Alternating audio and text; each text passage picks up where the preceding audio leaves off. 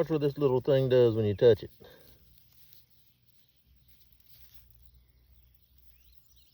See it closing up? Call that sensitive briar. See how that leaf closed up? See all these leaves are closing up after I touched them?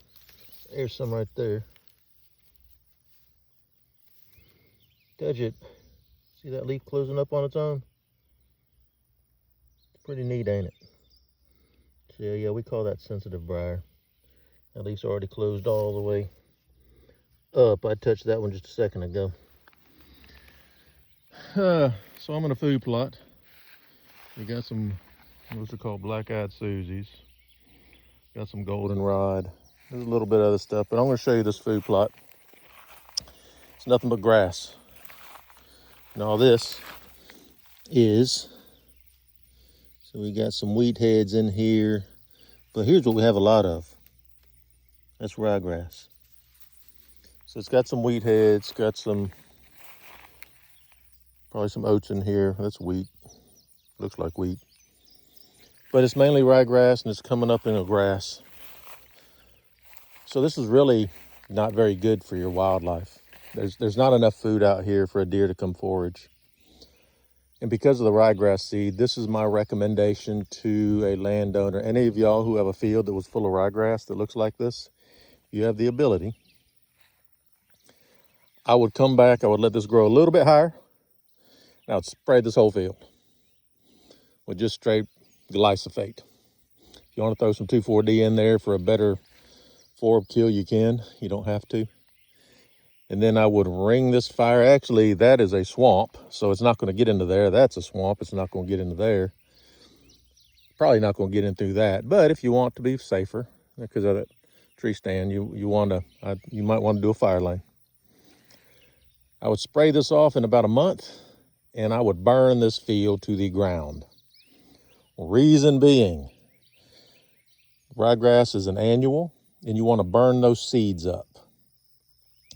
After this field was sprayed and burned, I'd probably come disc the living mess out of it. Because once you do that, it's going to probably come up in a lot of ragweed, because I've seen some ragweed in here, and other good deer forbs. So we can make this into a really good food plot without planting a single seed. But the main thing is to get rid of all this ryegrass so it doesn't seed next year and choke out any clover. This would actually be a real good field to, because it's so big, plant half of it in a perennial clover and just get the soil right for your clover, and plant the other side in your annual cereal grains. And you got a tree stand in the middle, and that way you can watch the deer go back and forth. So you would half the amount of area you're planting every year if you can get a good clover field established in one half. This is a perfect field to do that. There's some ragweed over there coming up. So that's what I do on this field. Get rid of the ragweed, kill everything off, come back and disc it all up, and then maybe plant only clover next year. Who knows? Have fun with it. I always tell folks have fun with it. But all this ryegrass seed, once you bush hog it and get it down, you just basically reseeded your entire field with ryegrass. Ryegrass is the worst thing ever to have in a food plot, by far. If you ever buy one of those seed blends that says will grow anywhere, it has ryegrass in it. Do not plant ryegrass. Do not plant ryegrass. All right, that's what I would do on this food plot.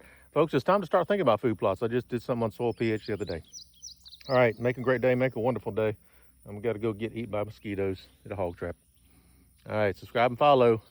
This will be on my YouTube in the playlist food plots and possibly plant biology and deer management. All right, thank y'all. Have a great day. Bye. Get rid of the ryegrass.